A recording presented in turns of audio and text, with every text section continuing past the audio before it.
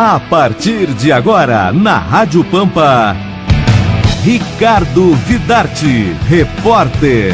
E aí, pessoal, como é que foram de virada de ano? Tudo bem? Tudo bem. Magriço, obrigado pela presença. Ricardo Corbellini, César Augusto, Thiago Issa e Marco Antônio Souza. Bom, boa noite, Vidarte. 8h18. Estava com Feliz saudade novo, do programa, saudade dos feliz ouvintes. ano novo primeiro para todos, né? Já fazia tempo que eu não vinha. E quanto à tua pergunta, é difícil a gente falar quem está se preparando melhor, porque cada um está se preparando para coisas diferentes. Começa por aí, né? E eu acho que o Internacional tinha que focar a sua contratação de um lateral direito e um zagueiro também, porque os zagueiros que estão lá nem todos são suficientes. E hoje foi anunciada a contratação do Vitor Júnior, para mim surpreendente, porque é um jogador que foi, eu vou usar uma palavra um pouco forte, foi execrado na base do Internacional. Tinha 17 anos, né? Um jogador que nós investimos, porque o potencial dele era bom e em 2 anos tentamos fazer algumas coisas diferentes para ver o que podia acontecer, só que é um jogador que não cresceu, cara. E eu lembro muito bem, porque eu estava lá. Tu tá preocupado com a formação, então, do time do Internacional? É isso? Olha, para mim as coisas estão como dantes. É? Não mudou muita coisa. Saiu o Dagoberto, saiu Eu o acho Guinaçu, que saiu o Bolívar, saiu o Renan, saiu o lateral direito, aquele o Ney, tá saindo o Edson Ratinho também, saiu o Ratinho. Mas estão trazendo o Williams. O Williams é uma boa contratação. Caio. O Caio não disse que veio nem no Botafogo nem no Figueirense, Bruno Pérez, né? É o lateral direito também. Se contratarem o Bruno Pérez. Tem uma notícia hoje do tá difícil. Do Jonathan, que jogou no Santos, jogou no Cruzeiro, né? Que está na Internacional, na Itália, que seria o lateral. Mas para mim, até o momento, né, o Internacional continua como dantes. Olha, o Pedro Júnior já está te ajudando. Se é para trazer jogadores medianos para o Inter, que se aposte na base. Exatamente. Vai ter bastante tempo para a sequência. Ele tirou as palavras da minha boca, porque se fala tanto, se elogia tanto as categorias de base do Internacional no último ano, e por que não dão chance? Não. Por que vão contratar um jogador? Eu falei isso para o Marcelo Medeiros essa semana. Nilmar, Daniel Carvalho, que já estava no profissional. Que já estavam ali e tal, mas aí dão chance, dão oportunidade. Aí fazem uma limpa no time e dão oportunidade. Não, e veja só, o ano passado, que ali, alguns dias atrás, foi campeão do Sub-17, com o time do Klemer, esse que ganha tudo, que até reportagem fizeram, que um dia ele vai ser o treinador do profissional com ele, entendeu? E o time que está na Taça São Paulo foi vice-campeão sub-20. Será que não tem ninguém, cara, capaz de subir e deixar ali? César Augusto, do Grêmio do Prata. Corbellini tem. Só que futebol hoje em dia, me parece, vou dar uma opinião que eu vejo, está todo mundo preso a empresário. Então, o empresário, me parece que há um poder muito grande nas direções, que o empresariado tem que botar algum jogador. E trava o crescimento da base, tanto de Grêmio e de Inter. Tá? Porque tem na base de Grêmio e de Inter jogadores hoje que certamente seriam bem melhores se tivesse aproveitamento, sequência de jogos, do que muitos jogadores que estão vindo para cá, estão sendo deixados no grupo à margem, né? E não estão sendo aproveitados. Enquanto que os jogadores bons, jogadores que podem pegar ritmo de jogo e experiência num sub-23, num campeonato gaúcho, ou nesse campeonato, não estão sendo aproveitados. Por quê? Eu vejo por um motivo. Existe algo que é essa nova leva que o empresário tem que colocar um jogador. Tu tem uns certos negócios, não estão dando a chance para jogadores. Eu acompanhei o Campeonato Gaúcho esse ano, o ano passado, acompanhei os campeonatos brasileiros e vi, tanto em Inter e Grêmio, jogadores que todo mundo... Porque é muito mais fácil tu criticar um jogador da base e queimar ele do que esses jogadores que chegam com um certo nome, né, de indicação, e jogam mal e têm chance, mas permanece no grupo. Tá, então vou te fazer uma pergunta. Que nome tem Vitor Júnior e que nome tem Caio? Nenhum. Por isso que eu te disse, como é que esses caras chegam... Tem um ouvinte que está discordando de vocês dois aqui, ó. Olha aqui, ó. Se vier o Caio, o Paulo Harley está opinando que sobra o Forlan. Não vocês concordam sobra. com isso? Claro que Até não. pode Paulo ser. Harley está dizendo que se Não. vier Só se o for, Caio... aqui, ó, só Ó, se o for- Argel quase que enalteceu ontem o Caio. Disse que é um baita jogador. Não me lembro de tanto mas só um futebol assim, pouquinho, de qualquer mas maneira. Não, ele até, assim, ó, ele até pode ser bom Ele é jogador. muita velocidade, Eu até que ao aceito- lado do Damião vai dar certo. Até O Argel, que jogou no aceita essa Inter. possibilidade. Agora, assim, ó, ele no Botafogo não confirmou. Entrava e saía, entrava e saía. Entrava Mas e é um saía. guri ainda, né? Bom, cara. Mas eu queria aproveitar essa Eduardo deixa. Magriço, 8h24. Eu queria Aí aproveitar tem essa um deixa. cara que tá falando aqui, eu quero só dizer que eu abri falando do estádio e sabe que opiniões sobre o estádio são variadas. O doutor Marco Antônio, quando fala, é sempre criticado por alguns, não pela maioria, por alguns. Eu tenho notado isso historicamente. Mas ele tá falando aqui, ó, não vejo nada demais em se fazer alguns jogos no Olímpico. O Grêmio pode escolher onde jogar. Tem 2 estádios. É uma opinião um pouco superficial, na minha opinião, mas demonstra que o torcedor ainda está naquela fase de, sabe, eu tenho 2 estádios, tu tem um. Só que tem um detalhe, o Olímpico é até março, 31 de março tem que ser entregue para a OAS, né? Então, é isso que eu queria dizer. Diga lá. Voltando ao assunto da base, eu acho que, além dessa questão dos empresários, que têm um certo poder dentro do clube, o principal é que os clubes não têm uma política de lançamento de jovens atletas. O jovem atleta tem que mostrar muito em muito pouco tempo. E não existe uma proteção de ninguém, nem da direção, nem do treinador, muito menos do torcedor. Se o jovem atleta não estourar no primeiro, no segundo jogo, ele não vai a lugar nenhum, né? E não existe uma política. Bom, os valores que o Grêmio ou o Inter tem, que podem ser lançados, são tais, então nós vamos Não criar existe uma uma política de lançamento de jogadores? de lançamento de jogadores. Nós vamos criar um ambiente para que os jogadores da base possam aparecer. O São Paulo tem isso, quando tem uma boa revelação. São Paulo faz isso muito bem. Talvez seja o clube que melhor faz isso no Brasil. Eu vou dar 2 exemplos, Magri. O ano passado fizeram a pré-temporada Yuri Mamute e o Misael. Desceram no Grêmio. Ou seja, foram mal lançados. Foram mal Só lançados. para corroborar o que o Magri está... Foram mal lançados. Bom, Assim, então ó, o Marcelo Medeiros me respondeu isso. Me respondeu exatamente isso. O pessoal está perguntando do Cassiano, do Otávio, do Mike. Tem um monte de cara do Internacional, um monte de guri. cara. Cara, não Cassiano importa, é mas da é base, guri, é guri. É guri. Que eu falei pra ele, pô, Guri por que nada. vocês começam a trazer Guri tipo nada, Vitor cara. Júnior e tal? 21 anos. eu, É guri? eu lembro de uma Bom, história. mas não importa, cara. Eu só quero falar Foi filosoficamente a dispensado. respeito Cassiano do que eu estou foi perguntando só um para o Marcelo parênteses. Medeiros. Estou dando uma Cassiano foi informação. dispensado do Internacional, tá? Não estou discutindo isso, Ricardinho. Vamos tentar objetivar, tem muita gente falando. Eu estou tentando só citar exemplo de jogadores que são jovens, que poderiam ser aproveitados de graça, que estão aqui. Então citei o Mike, o Otávio, quem mais que eu citei? Maurício, que foi jogou Isso, alguns então jogos tá, ano me ajuda, passado. não me prejudica, me ajuda. Vamos evoluir o programa. Então o que ele disse para mim? Que não pode lançar esses caras porque vão queimar os guris.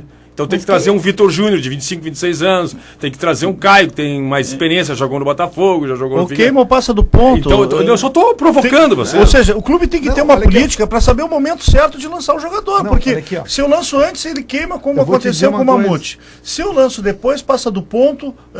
Bom, não me ocorre nenhum exemplo agora. Não, mas Agora, você o clube- fica segurando, se você contrata determinados jogadores, Tu segura você eles na segura o outro na base que nunca E tem não vai ter oportunidade. Eu vou Pra botar um jogador eu vou mediano. citar, eu vou citar dois eu me lembro tal, e tem um terceiro. Eu nunca vou me esquecer, cara, porque isso eu vivi essa situação, tá? Em 1998, tá? Odair tinha sido titular no Júnior do Internacional, titular da seleção brasileira sub-20 e capitão. Lembram? Ele era companheiro do lateral aquele Atirson do Flamengo. Ele subiu profissional, jogou muitas vezes e um dia ele passa, no final de um treino, na frente de onde era a sala da base, e os diretores que eu tinha recém conhecido, que tinham trabalhado com ele, disse, daí Odair, tudo bem, tudo bem. E aí ele deu ele foi assim, só, mas o que houve? Contrataram o João Antônio, não vou jogar. Ele recém tinha subido. Esta é a reação do jogador. Quando tu contrata alguém que vem de fora, tu sabe que tu não vai jogar. 8h28, aquele que ligar por 32338855 opina na Pampa e ganha 2 entradas, 2 plateias, 2 ingressos para o show do André Damasceno terça-feira que vem, no Teatro São Pedro. 32338855, 32338899. Fala conosco, opina sobre Grêmio Internacional e vai no teatro. O Dr. Marco Antônio Souza está quieto, só observando. Aliás, eu gostaria que recuperasse, porque eu falei do Jornal Nacional e falei do Fantástico, eu queria que só que tivesse o assunto, porque eu sinceramente, eu não vi, eu estava viajando, mas me disseram, foi uma repercussão. O Jornal Nacional deve ter o quê? 80 milhões de telespectadores por minuto. Essa é a média do Ibope do Jornal Nacional, doutor Marco Antônio. Obrigado pela presença. Boa noite, Vidarte. Boa noite aos amigos aqui presentes e aos ouvintes.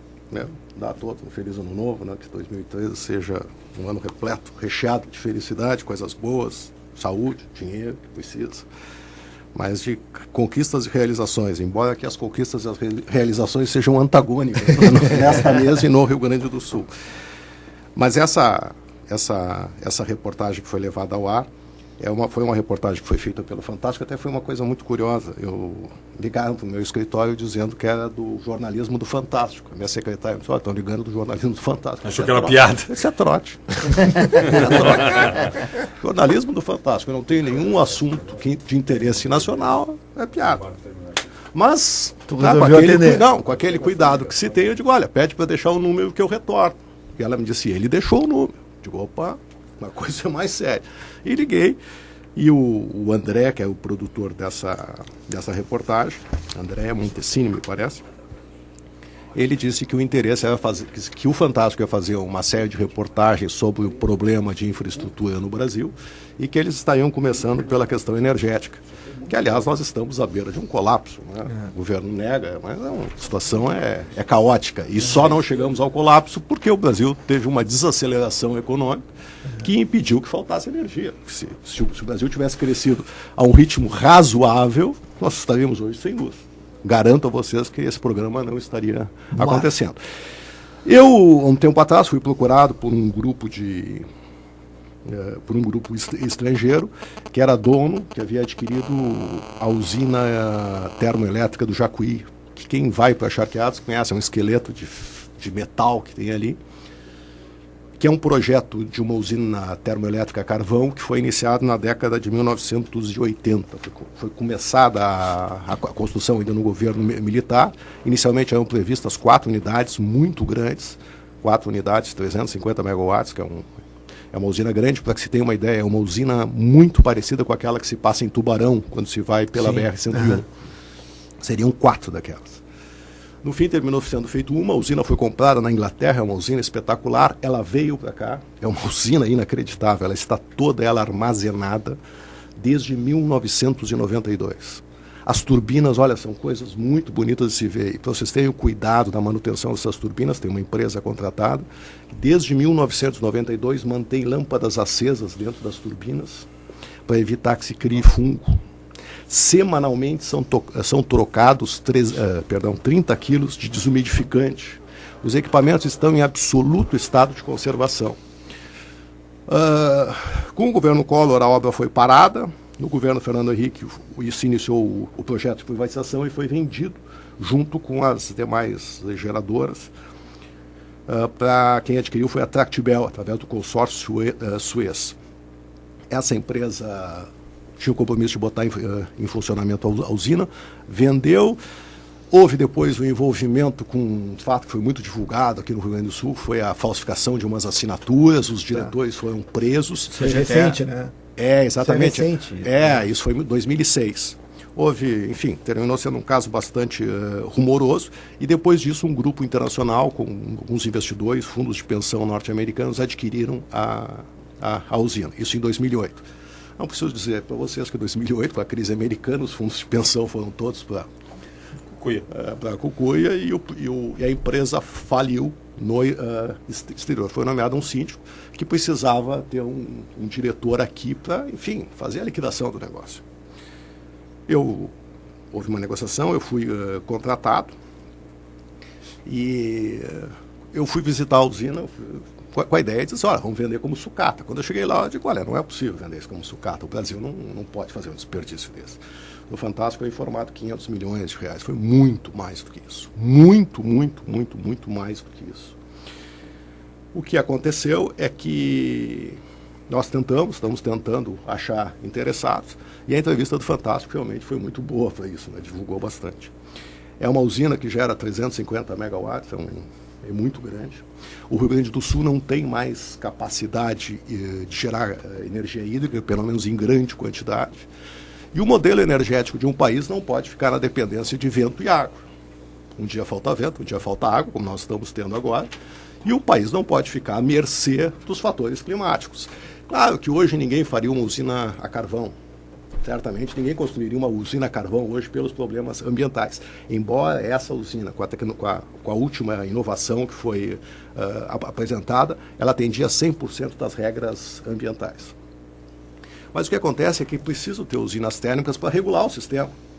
É uma usina que ela pode ser mantida funcionando, dá um exemplo, um carro em marcha lenta. Na hora que falta vento, falta chuva, acelera. E ela passa a gerar. Ou seja, essas usinas são necessárias para regular o sistema. Não numa situação como nós estamos vivendo hoje, que todas as usinas térmicas estão gerando a capacidade máxima. Por quê? Porque está faltando. E falta energia. Queira o governo gostar, não. Falta. Hoje nós temos, só para vocês terem uma ideia, tem uma unidade em Charqueada, São Jerônimo, que é uma outra usina pequena. Faz 1 ou 2 anos que ela gera a capacidade máxima. Há 1 ou 2 anos, nem se falava em crise de energia, ela já estava gerando na capacidade máxima. Ou seja, é um projeto que está, a parte de engenharia civil está 60% pronto, a usina está toda lá. Se disser assim, olha, eu quero ver o parafuso que prende isso aqui, está no galpão 4, na quadra 22, na gaveta 5. Pode ir lá que está lá o parafuso. É impressionante a organização. A organização do. E se alguém comprar hoje, ela tem as licenças para sair funcionando? Ela já teve licenças, as licenças ficaram vencidas, mas o que acontece é que algumas empresas renomadíssimas internacionalmente fizeram due diligence, trabalho de verificação, e a proposta é de colocar em funcionamento, atendendo à regra ambiental de qualquer país do mundo, ou seja, 100% das regras ambientais.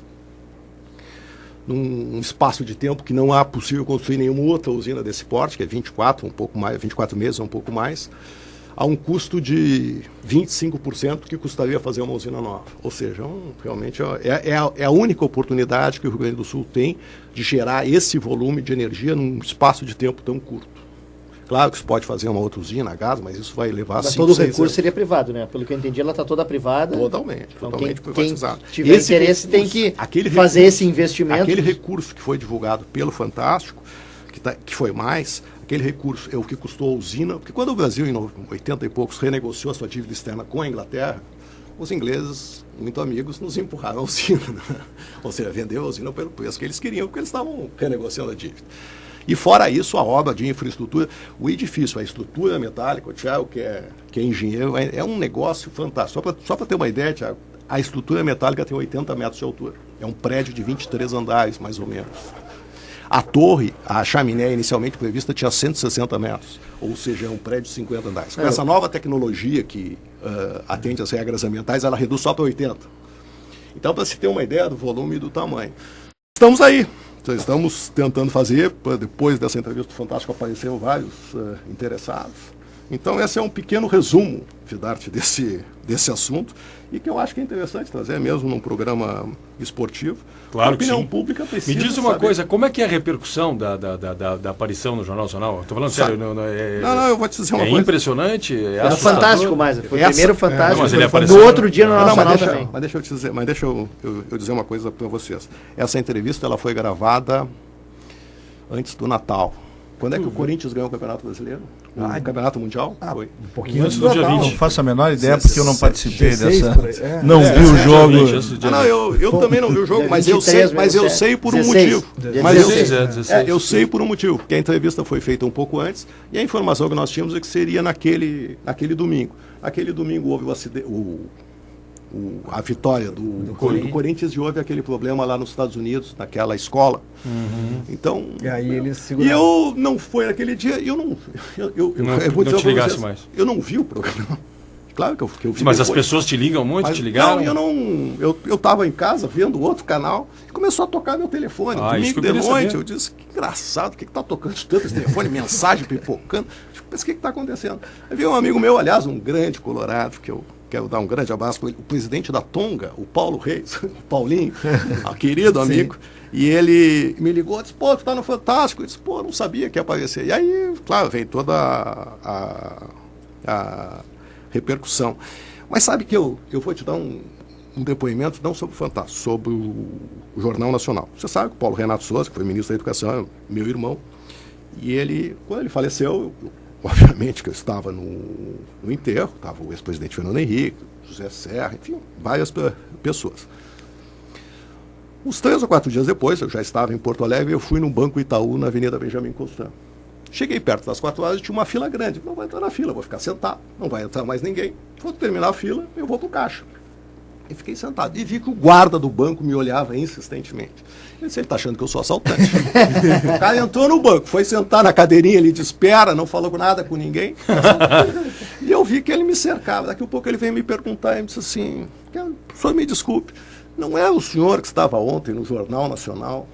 Olha só, como, claro, é um guarda que é treinado para visualizar força a pessoa, que tem, né? e tal, mas o tipo de penetração que tem esses programas em nível nacional. Realmente é muito forte. Beleza. Mas eu queria aproveitar e dar um pitaco nesse assunto das categorias de base. Eu sei que eu vou jogar aqui como sempre, né, um assunto extremamente polêmico.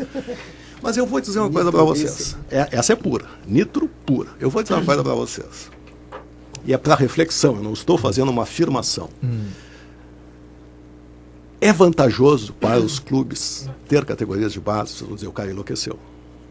Mas eu vou fazer uma pergunta para você. Mas eu quero fazer um descolar. Nunca, nenhum clube fez um estudo de médio e longo prazo se o que rende uma categoria de base é mais do que ela custa. Eu não conheço, uma Gris está dizendo que tem isso. Assim, um estudo, não é fazer um estudo de 1 ano. Não é um estudo de fazer de 1 ano, 2 anos. Ao longo do tempo, o que custa manter meninos hoje, desde os 12 anos de idade, para chegar lá no final, com todos os problemas, na atual conjuntura. Vejam bem, eu não estou discutindo o passado. Tá. Antes da alteração da lei do passe. Hoje. Sim. Vejam bem uma coisa. Se nós tivermos vamos pegar assim, o Barcelona. O Barcelona é o Barcelona hoje porque tem uma categoria de base forte e tem, ou é porque ele tem dinheiro para comprar o jogador que ele quiser do mundo? Ele tem as duas coisas. As duas coisas. Mas o que eu quero dizer é o seguinte, um clube hoje que tiver saúde financeira, ou seja, que tiver recursos, ele monta um time vencedor. Isso não... Eu acho que nenhum de nós tem dúvida. Unimed com o Fluminense pode ser um exemplo? Em tese, né? Em tese. Pode ser. tese. Não, eu só queria terminar. Eu só queria dar o número porque eu já tinha pensado exatamente isso que o Marco Antônio falou. Eduardo Magriço, do Grêmio Independente. No orçamento do Grêmio, acho que 2011, 2012 eu não me lembro, mas 2011 me chamou a atenção. O orçamento do Grêmio para a categoria de base era 10 milhões de reais. O Grêmio formou jogadores que valessem 10 milhões de reais naquele ano.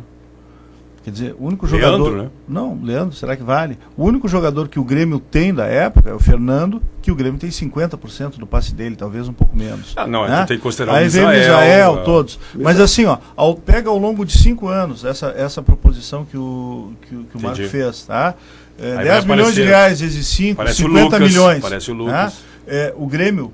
Nos últimos 5 anos arrecadou 50 milhões? Arrecadou 50 milhões. É uma pergunta a ser feita, eu não tenho a resposta. Tu já tinha falado isso aqui. O Inter, o investimento do Inter na base é superior ao do Grêmio, parece que é 50%. Muito superior. Se o Grêmio é 10 milhões, o Inter deve estar em 15, 16. Né? Eu me lembro, o Grêmio era coisa como 700 mil por mês e o Inter era 1 milhão, 1 milhão e 100.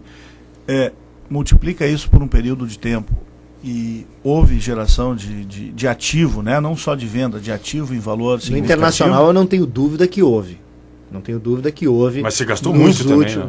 Não, mas se gastou mal na contratação de jogadores, é outra coisa. Estou falando o Internacional, o que arrecadou nos últimos... Tu não vai dizer que cara da base, vamos dizer, arrecadou da base. Essa é a política do Fernando Carvalho, não é, Thiago, isso? Não, a política... Contratar, garotada...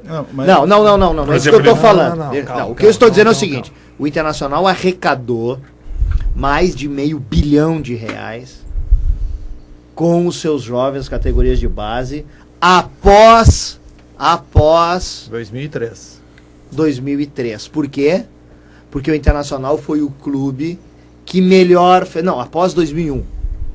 Por quê? Porque o Internacional foi... Porque aí nós temos que considerar desde o Lúcio, o Pato... 2000 para frente, dá para considerar. o Fábio Rockenbach. Então, assim, o Internacional foi o clube que melhor no Brasil fez a transição da legislação. Isso é inegável. Isso é verdade. Isso é verdade. E isso que gerou. Então, a provocação que o Marco traz, que é muito interessante, que ele leva em consideração o novo regime jurídico vigente, né, nesse assunto, a nova legislação. O novo agora é muito prejudicial aos clubes. Que é prejudicial aos clubes, por isso que ele fala, mas eu digo que por isso que eu respondo assim, mas para o Internacional foi bom, Mas- porque o Internacional soube fazer a transição. Eu preciso liberar para um ouvinte, eu tinha prometido antes da palavra do Marco Antônio Souza, então nós vamos dar um tempo aí para essa discussão, que é legal, é muito boa, tem gente já opinando. Pedro Júnior, esclarecedor o relato sobre a usina, convidados de alto nível no programa, muito obrigado. Muito obrigado. O pessoal está lembrando aqui também, tem gente que criticou alguma coisa ou outra, mas nós estamos indo no caminho certo. 16 para as 9, 23 graus e 7 décimos. Qual é a nossa trilha sonora de hoje? Tá tão bom o programa, começamos meio atrasados também por causa do horário político. Olha a Bete Carvalho, para acalmar aqueles que estão mais tensos no trânsito, estão na estrada, agora 10 de janeiro. Alô, quem fala? Boa tarde ainda, final de tarde, não é? Quem é que tá na linha? Milton Oliveira. Alô? Alô, Milton Oliveira. Milton Oliveira. É, menino Deus. Tu é colorado? Estou muito colorado, graças a Deus, e muito ligado na Pampa. Obrigado, meu ídolo. Ouço o Renzon, ouço o Barcelos, Valeu. a Beatriz e você de vez em quando. E muito obrigado, deve ouvir todos os dias, eu preciso de audiência. Muito agradecido.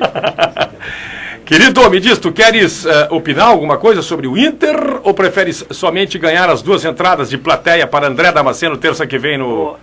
Olha, eu quero ganhar as 2 entradas, mas posso responder alguma coisa. Não, fala o que tu achas, que tu tá achando da preparação do Internacional, teu time do coração, o que tu achaste do Dunga, do Paixão, das contratações.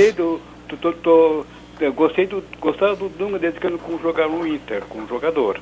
Como treinador da seleção também admirei muito. Foi uma lástima não ter ganho lá.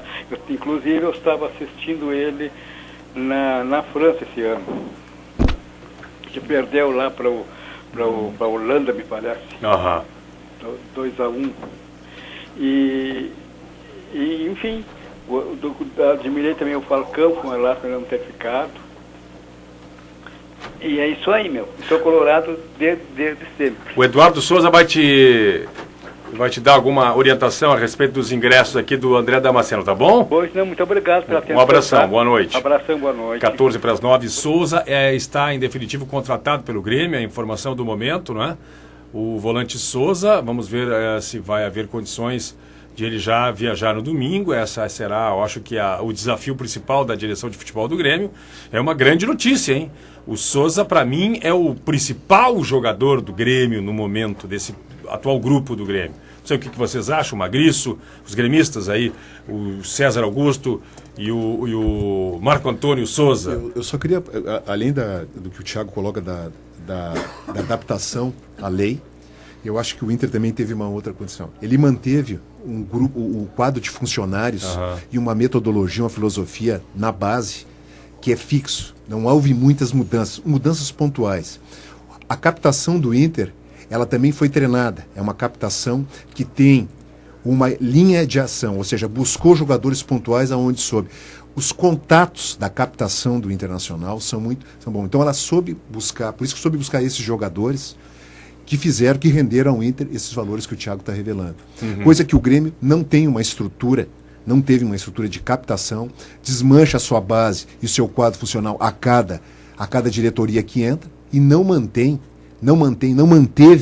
nesses últimos anos, um quadro de funcionários capacitados, mantendo uma filosofia de futebol para a base. Então vejo essa diferença do porquê que um clube teve um pouquinho maior sucesso. Eu quero retomar esse assunto, eu só quero insistir um pouco mais, porque o Souza vai chegar amanhã às 10 da manhã, o volante do Grêmio, que vai desembarcar aqui em Porto Alegre, então ele vai viajar no domingo, o Grêmio vai com uma condição bem superior. Não sei, Magriço, tu tens Algo a dizer a respeito? Estava Não, preocupado? eu estava preocupado que o Grêmio não conseguiria manter, entrasse na Libertadores sem manter o time do ano passado, que era um time com carências. E entrar na Libertadores com essas carências era muito perigoso. Eu fico muito feliz do Souza voltar, que para mim foi o principal jogador do Grêmio. Talvez o Zé Roberto tenha sido melhor que ele. Mas o Souza deu a estabilidade para o time e possivelmente o Grêmio não faria a campanha que fez não tivesse o Souza. Marco Antônio. Não tem dúvida, eu faço as palavras do Magriço minha. Mas eu queria, em cima deste assunto, que eu acho que é um assunto extremamente interessante, dizer o seguinte: o Thiago está 100% certo. E até caiu dizer o seguinte: por humildade, ele não disse que essa transição foi feita pelo grupo dele, na época do Fernando Miranda, que ele estava lá. Ou seja, o grupo dele, neste momento, foi o que foi responsável por essa transição bem feita da lei antiga para a lei nova. Esse mérito é deles, porque eles é que estavam na administração naquele momento. Mas esse dado que ele traz do $500 milhão, eu não vou discutir o número, mas que é um número expressivo de qualquer forma, ele vem na esteira da lei anterior ainda. O que foi feito depois disso é uma realidade já diferente. Hoje, nenhum clube vai conseguir repetir aquilo que o Internacional fez. Por que o Internacional fez bem e por que ele teve um resultado tão expressivo? E aí vem o dado que o Magriço trouxe. O Internacional tinha contratos longos e exclusivos do Internacional. Anteriores, exatamente. Quer ver uma coisa? Que hoje está tudo na mão de empresário, contratos menores, exatamente, e que os empresários têm participação. Olha aqui, ó, verdade isso aí. Eu vou dar 2 ou 3 exemplos.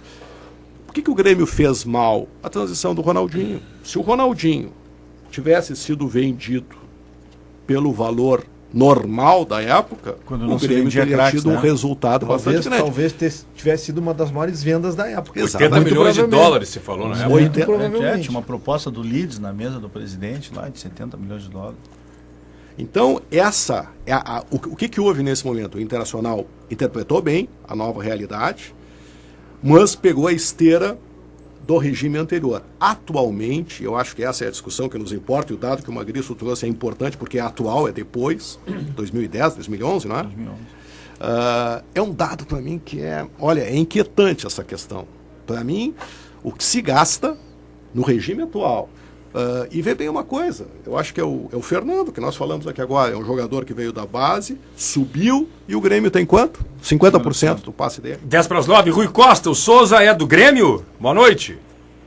Boa noite, Vidarte. O Souza é do Grêmio, dá para dizer isso. Tá chegando amanhã aí, nós precisamos ainda trocar os papéis, formalizar os contratos, mas as negociações hoje se encerraram e a gente está muito confiante, muito feliz que o Souza está voltando para casa. Eu tenho a impressão que todos concordam aqui na mesa que ele foi, no ano passado, o principal jogador do Grêmio, se não o principal, um dos 3 principais jogadores do Grêmio, ao lado do Zé Roberto e do Elano, né? Ou não, Rui Costa, o que tu achas? Não, o Souza é um grande jogador, o Souza é um jogador que teve um desempenho extraordinário no passado. Não é por outro motivo que a negociação foi muito difícil. O jogador que se valorizou muito. Desde os primeiros jogos, quando ele chegou, ele já mostrou muita qualidade, muita capacidade de entrega ao time, muita qualidade técnica. Caiu nas graças da torcida e isso aí todo mundo vê. Rui Costa... globalizado, todo mundo vê. O que pode ser dito em termos de valores? Quanto o Grêmio desembolsou, comprou metade do passe, não tem mais passe, né, dos direitos? O que pode ser dito? Nós não podemos falar em valores, né? Isso, valores a gente fala no Conselho Deliberativo do Grêmio, se for interesse dos conselheiros, enfim. Mas eu posso te dizer que nós temos um investimento do tamanho do Grêmio, do tamanho da grandeza do Grêmio, da qualidade do jogador. Nós temos parte de direito econômico desse atleta. Ele vai ter um contrato longo conosco, vai poder mostrar seu talento, e a negociação foi muito favorável para o Grêmio. Mais alguma novidade ainda até o domingo, né? Porque eu não sei se eu posso dizer até o domingo, mas até antes da estreia do Grêmio na Taça Libertadores da América, você espera? Não, nós estamos trabalhando como se deve trabalhar, né? Longe dos holofotes, longe das... Enfim, né? trabalhando, mas eu tenho convicção de que o time do Grêmio está preparado, nós já temos um grupo qualificado. A vinda do Souza é muito importante, não só pela qualidade que ele tem, mas pelo conhecimento que ele tem do grupo. Ele é muito querido pelo grupo.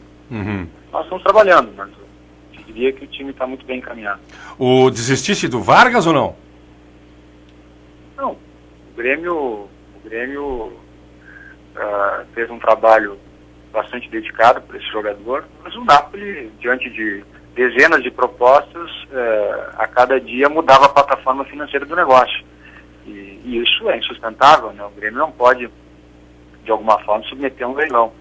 E nós fizemos a proposta que era cabível, uma proposta robusta, bastante interessante para o atleta, para o clube. Mas se o Napoli escolheu outra agremiação, outro clube, bom, é problema do Napoli e do jogador. O Grêmio continua a sua vida, a sua grandeza, a grandeza do Grêmio ela é intocável, e a gente vai trabalhar para que a gente possa conquistar tudo aí pela frente. Vocês estão contratando um meia chamado Jean também? O Grêmio está trazendo para o seu grupo esse jogador, o Jean Deret. Nós estamos analisando a negociação, um jogador que é muito promissor, é jovem, né? E faz parte de um acordo que nós fizemos com o Figueirense, e eu tenho certeza que ele vai poder mostrar o seu talento aqui no Grêmio. Está contratado, então? Sabe nos ajudar. Está bem encaminhado, Vidarte, está bem encaminhado. Ele não desembarca amanhã em Porto Alegre junto com o Souza? É uma possibilidade. É uma possibilidade. Jean Deret, eu confesso, não sei alguém, eu não me lembro desse jogador. Ele é do Figueirense, é? Sim. Que idade ele tem, o Rui Costa? O Jean Deret tem 19 anos de idade. Ah, é um garoto. Não me lembro dele, sinceramente não me lembro dele. Mas então é uma, vamos chamar assim, uma aposta do Grêmio, não é? É um jogador que tem num outro contexto, né? Nós estamos trabalhando muito para trazer jogadores experimentados, jogadores já consolidados e jovens, porque nós precisamos preparar o Grêmio do futuro, né? Uhum. É importante que nós tenhamos uma mescla de jogadores já com história no futebol, mas com ambição, e com jovens que certamente vão complementar o time naquilo que ele precisa.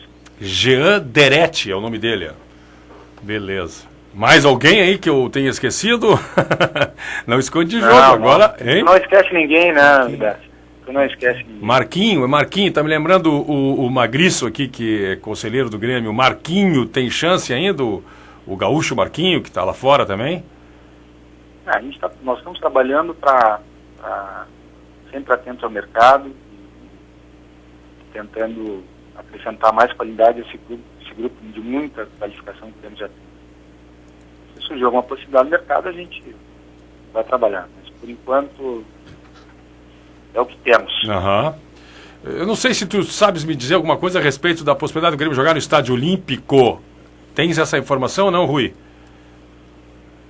Não, isso é uma questão administrativa que está sendo conduzida aqui. Claro que o futebol acompanha isso, porque é fundamental saber onde nós vamos jogar. Tem algumas questões que estão sendo analisadas aí em relação à qualidade do gramado, à logística, mas isso no momento oportuno vai ser publicizado aí para o torcedor. Forte abraço, obrigado pela atenção. Um abraço, Idade. Obrigado. Parabéns pela contratação do Souza, uma baita contratação. 23 graus e 7 décimos, 3,5 para as 9. Jean Deret, eu não estou criticando, eu não conheço o jogador. Até pode ser um baita jogador. Mas alguém conhece aqui na mesa? Se algum ouvinte, por favor, faz a pergunta, Eduardo, aí no... Quem é Jean Deret? Eu não conheço. Se alguém viu jogar, gostaria das características. Ele é meia do Figueirense. Sinceramente, eu me esqueci de perguntar isso, mas meia deve ser. Meia hoje joga nas duas, né? Eles ficam tem uma perna melhor. Não perguntei. Bom, isso é para o ouvinte, por favor, @ Ricardo Vidarte. O que me preocupa é que o ano passado está no grupo, hoje está o Rondinelli e está o Wangler. Esses jogadores que estão vindo, qual é a política de utilização desses jogadores? Porque eu não sei, trazer mais um que também... Aí tu tem um jogador como o Marquinhos, também do Avaí, para mim, não sei se o treinador no ano passado usou muito ele, não deu, até o Rondinelli teve oportunidade. Eu vejo o Wangler, esse rapaz do Caxias, que eu acompanhei o ano passado, e também agora no Sub-23 do Grêmio, jogou o Nacional. É um bom jogador, hein? Esse jogador, se der a oportunidade... Qual jogador me desculpa? Wangler. Wangler. Muito bom jogador. Teve no Caxias, né? No Caxias. Nós vamos ter o gauchão para esse balão de ensaio, né? Poder fazer o balão de ensaio de jogadores que normalmente não jogaria. Eu vejo aqui que o Grêmio, para trazer o Derete, está cedendo o Maílson e o Felipe Nunes, que nunca estreou no Grêmio. E tem outro Felipe no Grêmio, um outro jogador do Grêmio que também ele jogou meio. O William Magrão também foi nessa troca. O Grêmio vem emprestado por 1 ano e meio, obviamente que é uma jogada. Aí, Maílson, William Magrão, tudo pela troca do Jean Derete. Felipe Nunes. Felipe Nunes. William Magrão já tinha ido. Não, é uma negociação separada. João Derete. Por que me falaste isso antes para eu esclarecer com um homem, presidente? Porque eu estou lendo aqui. Você está lendo agora. Aqui eu não tenho informação. Eu sei que era tua essa informação. Eu não tenho informação. Eu não tenho informação e o Rui Costa está sendo muito prudente nas suas declarações e não tem aberto o jogo, por sinal. A conduta do Rui Costa está sendo muito adequada no contato com a imprensa. Mas a notícia que aparece aqui na internet é que foram cedidos os meias Maílson e Felipe e o Derete vem por 1 ano e meio. Certamente para colocar o jogador na vitrine. Né? E o Magrão não tem nada a ver com o jovem Derete. De 19 anos é uma contratação que você tem que pensar para criticar assim do ponto de vista. Porque é um jovem de 19 anos que pode ser promissor e que o Grêmio, tendo as suas avaliações internas, enfim, seja Grêmio Internacional, pode estar apostando nesse atleta que vai ter um ganho na hora que ele vai ser negociado. Certamente o Grêmio no contrato vai ter um percentual pela vitrine. Pela valorização que o atleta vai ter. E dentro daquele assunto que o Marco Antônio Souza colocou, né, do que gasta, qual é a rentabilidade, então tu faz a seguinte comparação. Se o Internacional gastou em 1 ano 15 milhões, né, ele gastou com o Dagoberto 6 em 1 ano. É 1/3. Né? Então, ainda assim, 15 milhões eu acho que é barato. O que acontece... De quem vocês estão falando? Ricardo, o Dagoberto jogou, o Gabriel não jogou, o Kleber jogou a metade dos jogos. Mas eu estou pegando mas vamos pegar os dois exemplos, então. Deixa eu só dar uma informação que me parece importante aqui, que eu peguei na internet também. É a respeito do Vargas. Imprensa italiana informa que Vargas foi cedido ao São Paulo Futebol Clube. Notícia do momento. Por 1,5 milhão até o final da Libertadores. Parece não caro. Deu essa informação antes, Magriço? Porque o programa é teu. Eu tô aqui só lendo. Eu te dei a informação do Souza, que é muito mais importante que essa do Vargas, né? É bem mais importante. Olha aqui, ó. Estão me falando aqui também aqui pelo @Ricardo Vidarte. Sabes algo sobre o Vargas? Então, Aristelmo, o Vargas, pelo que a imprensa italiana está divulgando, vai por 1,5 milhão cedido para o São Paulo Futebol Clube. Ele vem por empréstimo ou compra? Ele está perguntando o Castro a respeito do Souza. O Souza, o Grêmio comprou. 4 anos. E a informação que eu tenho, agora sou eu que vou dar a informação, é que por 50% dos direitos do jogador, o Grêmio pagou 3 milhões de euros. Entendeu? O time de lá queria quase 10, em torno de 10. O Grêmio pagou por 50% 3 milhões de euros. Ou pelo 50%? Pelo 50%. O jogador ainda pertence... Não. Os 10 era por 100 ou pelo 50%? É o Porto de Portugal, né? O time que detém... Sim, mas os 10... Ele pagou 3 milhões de euros por 50. Tá, mas eles pediram inicialmente em torno de 10, aí baixaram... Pelo 50%. Não, pediram 10 para todo o valor. Sim. Aí o Grêmio fez uma proposta de 50%. Fez um bom negócio, cara. Fez um bom negócio. Mas eu estava dizendo o seguinte, pegando o Gabriel, então, como exemplo, se tu gasta 15 num ano, na base, e tu paga, sei lá quanto que o Grêmio pagava, 300, 400 pro Gabriel, que vai dar o quê? 5 milhões em um ano. E pagava 500 pro Dagoberto, que dá 6 em um ano. E se no final do ano tu conseguir revelar, vamos estabelecer uma quantidade mínima. Meio jogador. Não, nem meio, 5. Que tu bote no profissional, mas deixe lá para jogar. Se tu vender meio não jogador. ceda às pressões de imprensa e torcida, porque o jogador não serve, certamente esse jogador vai render. Ele vai dar um fruto. Eu não quero desqualificar a tese do Marco. Só terminar. Então quer dizer o seguinte, investir na base é barato, desde que você tenha política de futebol adequada. Isso é bom. Porque não adianta ficar pensando assim, eu não posso botar o jogador tal, porque senão ele vai se queimar. Ou ele pode, ou ele não pode, cara. Não existe meio. Eu ia chegar mim. justamente nisso, na questão da filosofia que os clubes precisam adquirir. Eu não quero desqualificar a questão do... Porque primeiro, pelo respeito e carinho que eu tenho pelo Marco. Segundo, que ele sempre traz provocações interessantes. Terceiro, porque eu gosto de provocações, sejam elas quais sejam. A provocação que nos faça pensar diferente. Exatamente. Que as pessoas estão acostumadas a pensar dentro de uma caixinha e dizer que categoria de base é bom. Então vem alguém e te provoca. Será que é bom? Acho que vale a pena. Mas essa provocação só, Vidarte, concluindo, pode passar. O Internacional, o Grêmio, os clubes, a questão de filosófica que precisa ser avaliada é justamente o seguinte. Categoria de base é ou não é uma fonte de receita também importante para o clube? Fonte de receita importante. Não, porque se ela é uma fonte de receita importante, ela retroalimenta não só a própria categoria de base, como outras questões do clube. Todo mundo já fala sobre isso. Eu só quero dar uma informação que eu perguntei aqui no @Ricardo. Somos uma fábrica de fazer jogadores. O pessoal está respondendo sobre Janderete. O pessoal está respondendo. O André Marins está me dizendo, Janderete é meia canhoto, está te respondendo aí, Marco Antônio Souza. E que jogou muito contra o Grêmio lá em Santa Catarina, já foi convocado pela seleção sub-20. Começaram a chegar os esclarecimentos aqui da turma, do @Ricardo Vidarte. Márcio Floriano, Figueirense 2, Grêmio 4. Puxa, eu tenho até os gols na televisão. Ele é na reta final do Brasileiro 2012. Lembram que o Zé Roberto fez gol, o Elano fez gol, o Grêmio ganhou lá. Ele fez um bom jogo, lembro bem, está dizendo o Márcio. Ele vem por empréstimo ou compra? O Janderete é aquela situação que o Magriço falou aqui, né? O Janderete é o jogador que vem... A notícia é assim, ó. Ele vem... A revelação foi emprestado ao Seleção Sub-20 está jogando agora, tá 0-0, né? Contra o Equador. Ele foi emprestado ao Grêmio por 1 ano e meio. Em compensação, além dos meias Maílson e Felipe Nunes, o Tricolor também emprestou o William Magrão. Quer dizer que são os 3 por ele. Então tá certo o Magriço.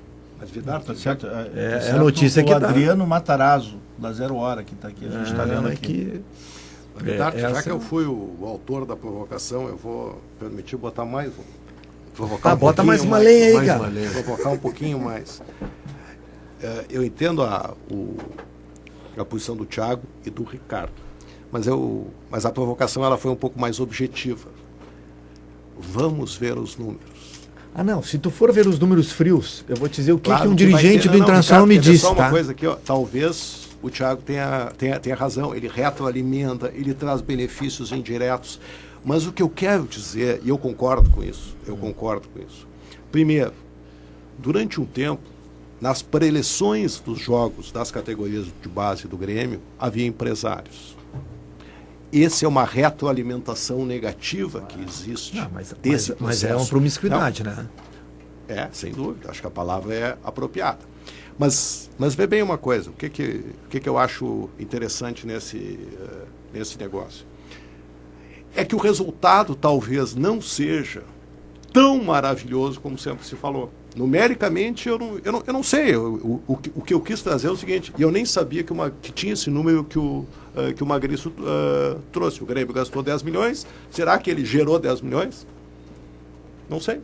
Entende? Eu acho que essa é a busca que tem que se fazer. Quanto é que o Internacional? Se o Internacional gasta 15, foi o número referido. Não, mas vamos dizer assim, seja 16, vamos arredondar o número. Que eu pessoalmente acho que é mais. Os dois eu acho que são mais, porque não se contam, assim como não se conta o benefício indireto, não se conta o custo indireto.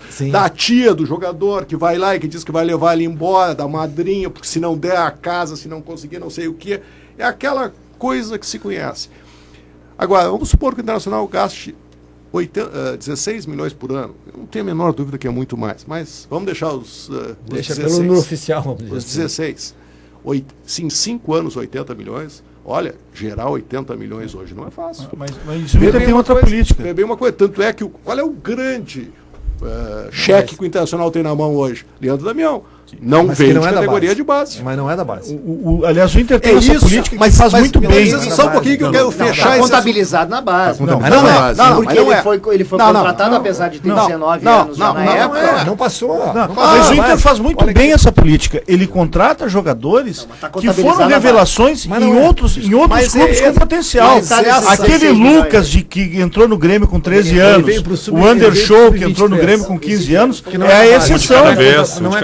Atenção. Ricardo, Tu é um homem de rádio já, né? O Magrito está falando um assunto completamente diferente. Vamos lá. Então, assim, vamos lá, Magrito. De novo, repete. Aquele Lucas que entrou no Grêmio com 13 anos, ou Andershow que entrou no Grêmio com 15 anos, é a exceção. O Inter faz, com muita competência, contratar jogadores tipo Neymar, tipo Damião, que já estão praticamente prontos nos seus times de origem e que o Inter banca o risco e vai adiante. E faz muito bem, e está certo fazendo isso. Até porque a legislação, ela penaliza o clube. Se eu tenho uma revelação, uma promessa de 16 anos, eu só posso fazer um contrato com 3 anos.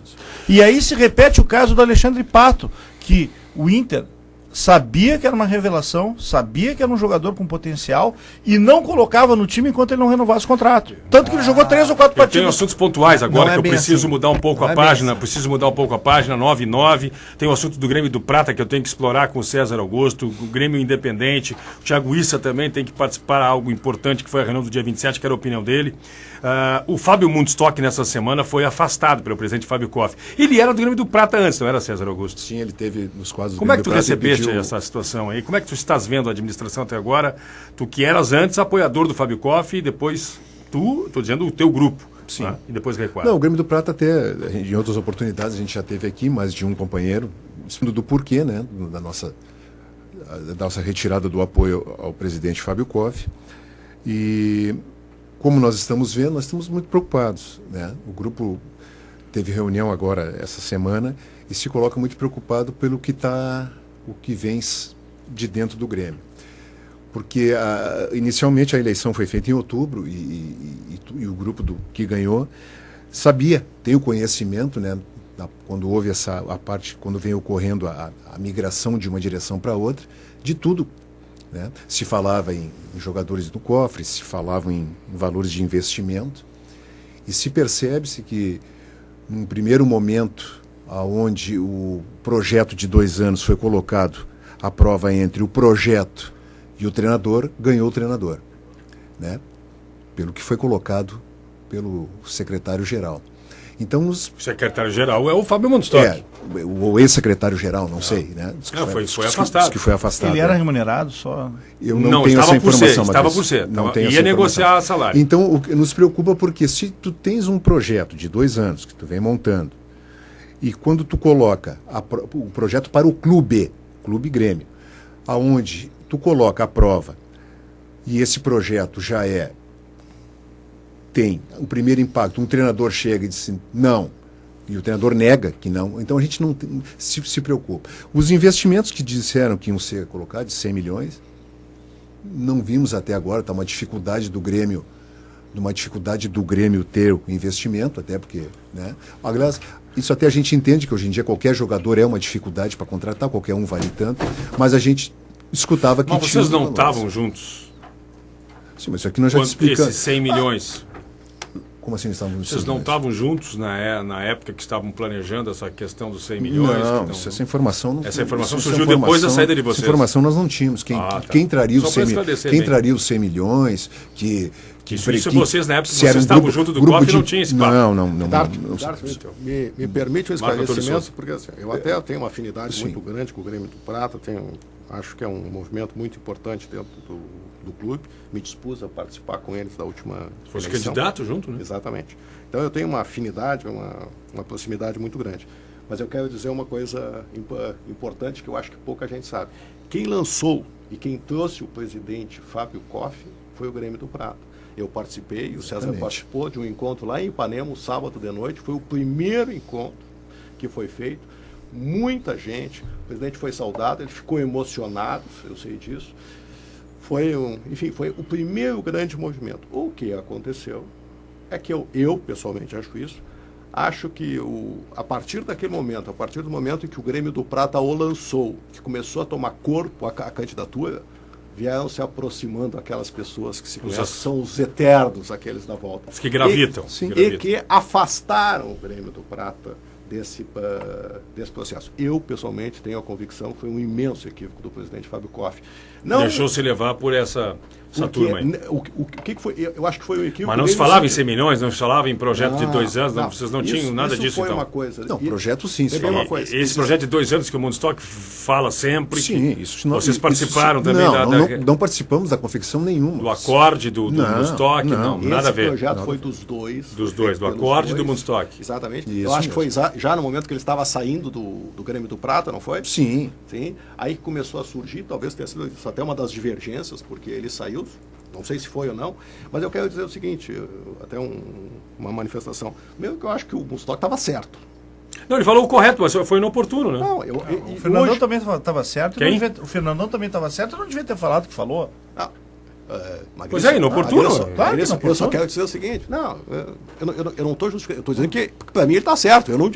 Se eu diria ou não, assim, ó, eu acho, aqui eu vou dizer textualmente, eu acho que o Luxemburgo é um problema no Grêmio. O cara que errou as 10 últimas escalações do Grêmio, que inventou um atacante só e que só ganhou o jogo quando mudou, que errou todas as escalações. Imagina se ele fracassa com o Dida só agora. tem peixe dele lá dentro. Trouxeram o Dida, 39 anos, que nem Se ele jogou, fracassar com o que Dida, nem eu não sei o que vai jogou acontecer. os últimos jogos pela Portuguesa. Não sei se estava machucado. Torcida do Grêmio, eu não sei, não. Tá Olha, eu vou dividido. dizer o seguinte. Para não falar na questão do Grêmio, Thiago Issa. que eu não vou me meter no 9-14 a um Pampa. goleiro, outro goleiro, nesse assunto disso, mas esse é um exemplo do que nós estávamos falando aqui. Você trazer um atleta como o Dida, você está emperrando aquele jogador da categoria de base, que é o goleiro, que está tendo uma oportunidade de começar a fazer parte do grupo e jogar de vez em quando, ele não vai subir. Porque agora tem o Dida lá para ser, seja ele reserva ou titular. E pela segunda vez o Marcelo Groy é barrado. Né? Exato. E mais uma Eu vez. acho que Injustamente. Justamente. A única vantagem do Dida que eu vejo é um pegador de pênalti que o Marcelo Groy eu não vi pegar nenhum até agora. Né? Mas pegar pênalti é circunstancial, significa que tu não foi competente durante Pra a não partida dizer que eu para não ganhar. falei o outro lado da questão. Ter uma falha ao longo do jogo é muito pior do que pegar um pênalti. Para não dizer que eu não falei o outro lado da questão, eu também me coloco na posição de eu ser o dirigente, eu ser o responsável pelo futebol.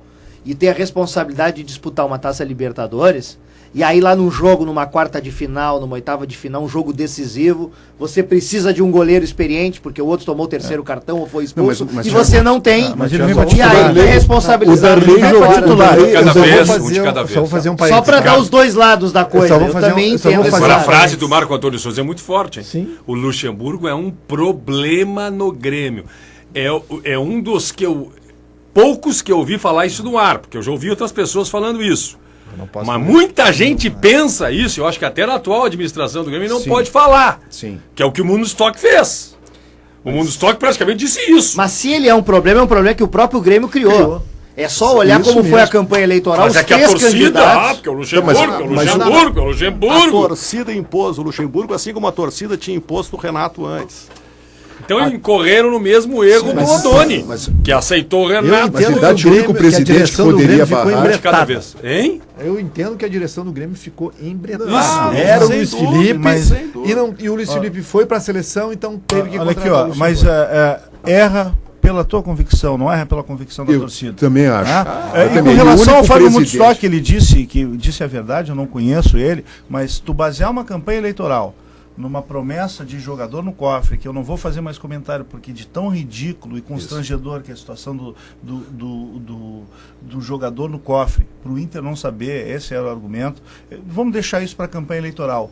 Fundo de investimento nada mais é do que pegar dinheiro adiantado com garantia de recebível da Rede Globo. Isto que se chama fundo de investimento. E não é um mau negócio, porque hoje os clubes captam pagando 2,5% ao mês e podem fazer um negócio estruturado pagando 0,8% de juro ao mês. Isto que é fundo de investimento, mas nós estamos gastando a receita do futuro. Agora, fazer uma campanha eleitoral de uma figura como o Fábio Koff, como se o Fábio Koff precisasse de propor fundo de investimento e jogador no cofre para ganhar, tinha muita proposta muito melhor para ser colocada e que não foi discutida, porque a campanha ficou em cima dessa bobagem. Esse é o presidente do E agora, Grêmio estamos pagando, e o Fábio Woodstock paga o ônus de ter inventado essa história toda na campanha eleitoral. Eduardo Magriço é o presidente do movimento Grêmio Independente. Tem muita gente opinando, mas eu quero só por uma questão de informação, já que tu disseste que o Marcelo não pega pênalti, um colorado está me lembrando aqui que ele pegou um pênalti contra o Figueirense no Brasileiro de 2011, Sim. em Santa Catarina.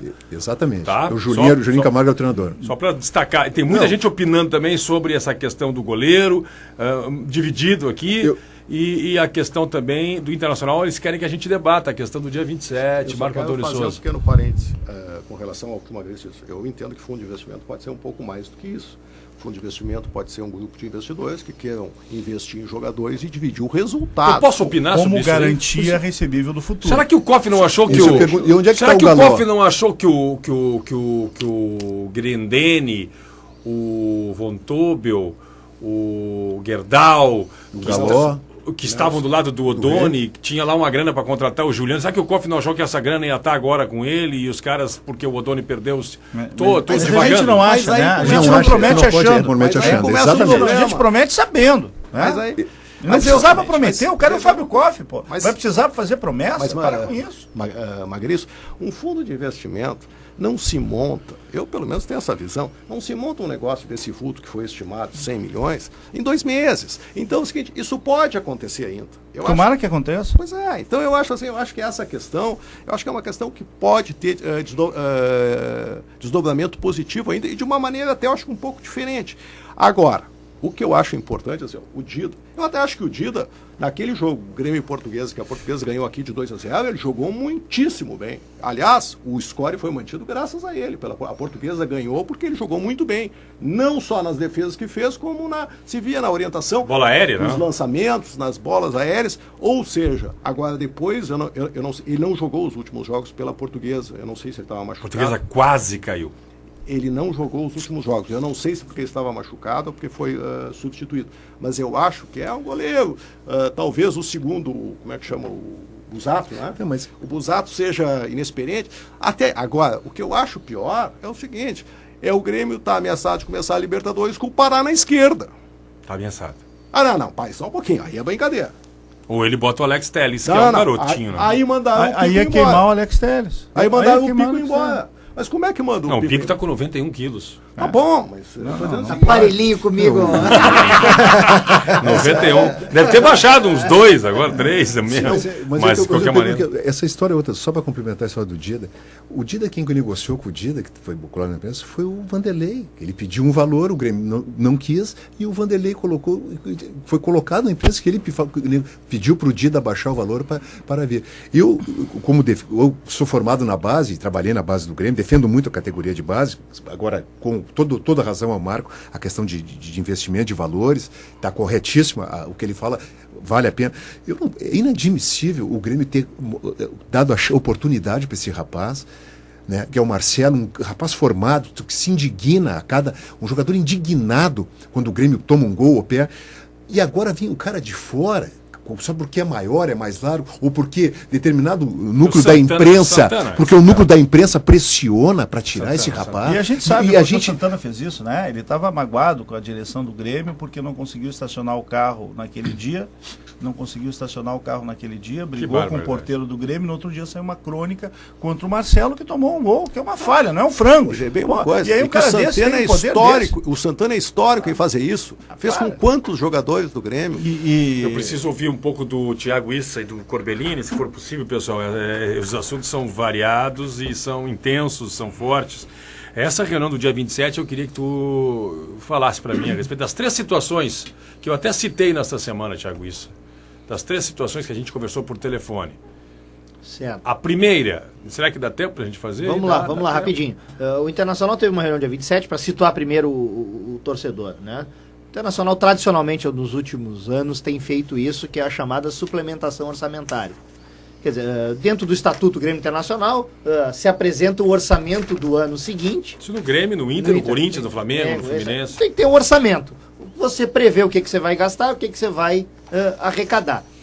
Que a única certeza que se tem é que aqueles números apresentados não serão exatamente a realidade. Mas tudo bem, é assim mesmo. Por isso que o nome é orçamento. Mas você tem uma previsão de onde você vai tirar os recursos para as despesas que você pretende e onde você vai gastar. e o conselho lhe autoriza, então, você pode gastar assim, como você está dizendo, você pode ir em busca das receitas dentro desta estratégia, ok. E o que acontece? Isso é uma peça aprovada pelos conselhos deliberativos. O Internacional tradicionalmente faz isso no final do ano, antes de encerrar o exercício. E nos últimos anos tem acontecido de fazer chega no final do ano, tem que fazer uma suplementação orçamentária. Por quê? Porque você gastou mais do que previa que ia gastar, arrecadou mais do que previa que ia arrecadar, e aí você faz uma suplementação para dizer, olha, o que eu executei do orçamento foi aprovado pelo orçamento. É verdade também, quem está ouvindo aí, dia 27 de dezembro, vai fazer uma suplementação orçamentária. Quer dizer, já estava tudo consolidado, né? A despesa já estava realizada, a receita já tinha entrado no caixa. O pior que erram. Já tinha um gasto. E o pior que erra, depois não se confirma. Quando vem a prestação de contas... Não é um circo isso. Faltou dinheiro. Só tem dúvida. Bárbaro. Não tem dúvida. Mas o que é? Não é sério. Mas aí o seguinte... É que como não é como órgão público, no órgão público você tem lá um orçamento, a rubrica orçamentária tem lá, pode gastar tanto com tal coisa. E aí quando você ultrapassa aquele valor, não sai o empenho. Não tem empenho, para quem está acostumado com a sua linguagem da questão pública e o ouvinte, o empenho é a ordem de pagamento de uma despesa pública. Então não sai o empenho, você não paga a despesa, enquanto não tiver uma autorização, né, de uma suplementação orçamentária naquilo lá. Os clubes não têm isso, não tem esse controle rígido dessa forma, o que aliás é uma coisa de se pensar para o futuro. Quer dizer, você tem que ter uma espécie de empenho que se não está no orçamento, não está, para que o gestor possa antecipadamente saber, olha, eu vou precisar lá daqui a 1-2 meses, está faltando recurso. Objetivando, o que aconteceu lá? O que aconteceu é que se colocou em votação a suplementação orçamentária, e ela não foi a votação de ser aprovada ou não. Não foi a votação. Se teve uma discussão... Apreciaram só. É isso, apreciaram, contemplaram. O que é apreciar? Analisar.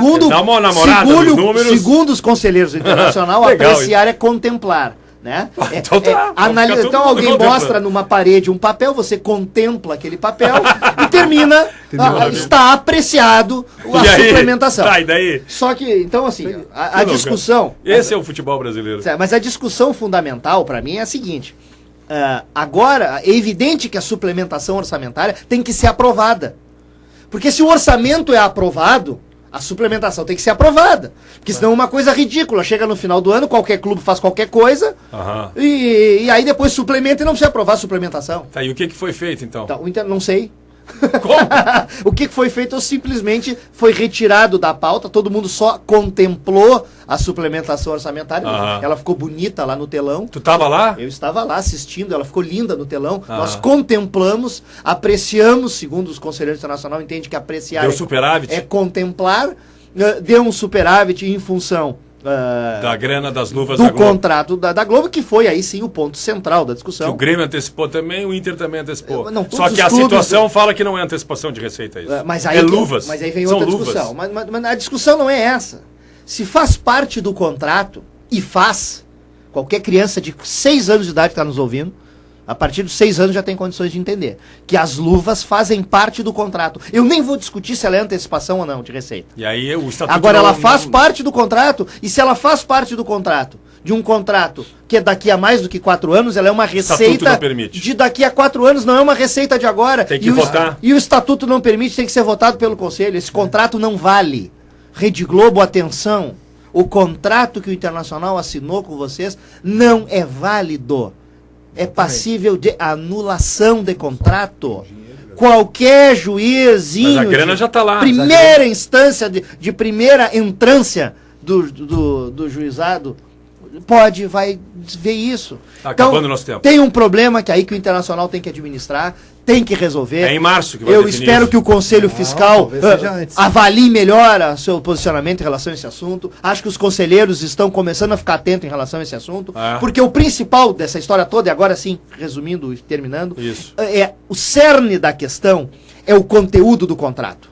Por que a Rede Globo tem interesse de antecipar, de fazer com que os clubes assinem até 2000 e não sei quanto? Porque a tecnologia vai melhorar. Vai mudar tudo. O teu filho, Vidarte, que tem hoje 11, 12, 13 anos, você fala nele aqui, o Arthur, né? Um abraço pro Arthur. Tá nos ouvindo. Um abraço pro Arthur. O Arthur vai assistir jogos de Grêmio Internacional, da Seleção Brasileira, no celular dele. ele vai assistir no Terra TV, no Google TV, Entendi. no Apple TV. Ou seja, a Globo vai faturar uma balaia de grana. Porque vai vender os direitos. E os clubes já Vai venderam. e vai 4 pagar uma anos antes. micharia para os clubes. É uma barbaridade, diria o Cassói. Vidarte, eu já assisti o jogo do Grêmio e São Paulo no telefone celular. Eu já assisti da Libertadores. As Olimpíadas, Grêmio as no Olimpíadas último é no minuto Terra na TV. televisão. Quem Acabou o não nosso viu? tempo. No Terra TV. Muito obrigado, Folha. Foi um. Olha o Sir Frank Sinatra. Brasil 0, Equador 0 pelo Sub-20, né? Israel Isso aí, tá né? jogando. Israel tá jogando. É o único que tá jogando a Equador dupla jogando Grenal. melhor. O Equador tá jogando melhor, tá dizendo o Ricardo Corbellini, um dos grandes talentos desta noite de quinta. Obrigado, Magriço, grande presidente do Grêmio Independente. O César Augusto Fernandes é do Grêmio do Prata. Só para dizer, Vidarte, que o Grêmio do Prata já procurou o presidente do Conselho do Grêmio sobre assuntos sobre eleições do Grêmio, solicitando eleições pela internet. O Conselho do Grêmio. Amanhã vai vir Vai vir o Cláudio Medeiros e vai. O Thiago Issa, muito obrigado. E Marco Antônio Souza também, muito obrigado. Alexandre Mazzoni, o Batatinha e o Eduardo Souza. Até amanhã às 8 horas vem aí o Barcelos, né? O Marney Barcelos. Tchau. I wanna wake up in a city that doesn't sleep.